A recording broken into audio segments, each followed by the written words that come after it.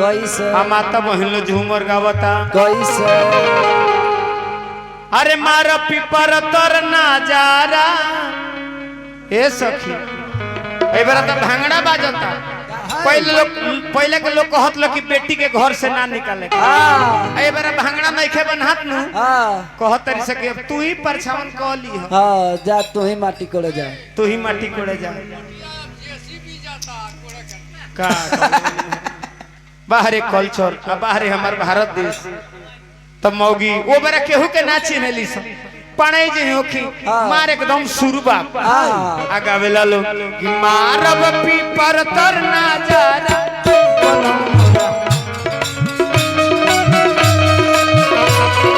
का करी है बालम बेचारा पीपर तर मारब नजारा हो का करी है बालम बेचारा पीपर तर मारब नजारा का करी है बालम बेचारा पीपर तर मारब नजारा मारब नजारा हो मारब नजारा मारब नजारा हो मारब नजारा का करी है अरे का करी है अरे का करी है बालम बेचारा पीपर मारब नजारा बेचारा पीपर तर मारब नजारा डीजे बाबा मौगी लो धमकी देला हाय खूब निमन बड़ा तब उहनु करी है हां अरे ना खिसी आई है से जरिया नहीं है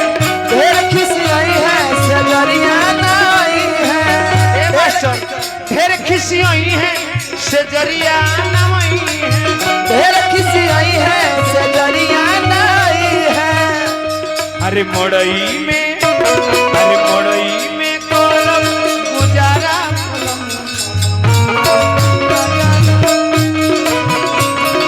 बड़ई में काले गुजारा पीपर तर मारब नजारा ये गावते बजावते जला लो जला लो आ पंडित जी चाप